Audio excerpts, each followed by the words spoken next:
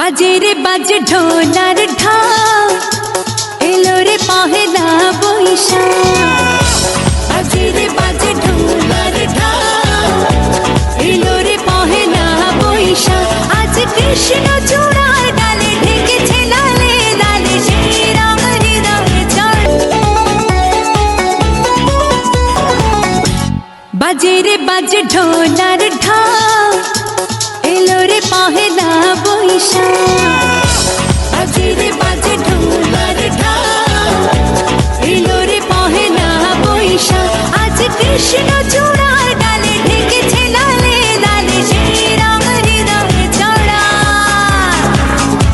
বাজে রে বাজে ঢোলার ঢাক, এলো রে পহেলা বৈশাখ। সবসময় নববর্ষের শুভেচ্ছা অথবা ঈদ মুবারকের শুভেচ্ছা জানাতেন একটা ছবি দিয়ে ওল্ডভাবে। আজকে আমি একদম মডার্নভাবে ভিডিওর মাধ্যমে এইভাবে কিভাবে আপনার এই ধরনের ব্যানার তৈরি করতে পারবেন সেই কাজটি আজকে আমি আপনাদের শেখাবো। এই জন্য শুরুতে আপনাদেরকে ক্যাপকাট একটা অ্যাপসের প্রয়োজন হবে ভিডিও এডিটিং। এই ক্যাপকাটে যাওয়ার পরে টেমপ্লেটস যে অপশনটা আছে এখানে ক্লিক করবেন। এখানে যাওয়ার পরে সার্চ ক্যাপকাট, এখানে আপনি নববর্ষ টেমপ্লেট লিখে সার্চ করবেন। এরপরে দেখেন অসংখ্য টেমপ্লেট এখানে আসবে, আপনার যেটা পছন্দ হয় আপনি এখানে নববর্ষ না লিখে ঈদ মুবারক আপনার যখন যেটা প্রয়োজন সেটা লিখে সার্চ করলেই সেটাই আসবে।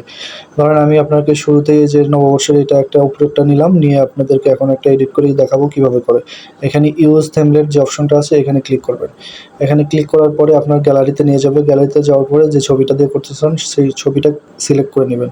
নেওয়ার পরে ওকে করে নেক্সটে ক্লিক করবেন। তারপরে একটু সময় নেবে, সময় নেওয়ার পরে আপনার এটা একদম জাস্ট রেডি। এই দেখেন কত সুন্দর করে আপনাকে এই ধরনের ভিডিও বানিয়ে দিচ্ছে। যে আমি যেভাবে বানিয়েছি শুরুতে যেটা দেখলেন সেম জিনিসটা এখানে বানানো আছে, এটা এইভাবেই করতে হয়।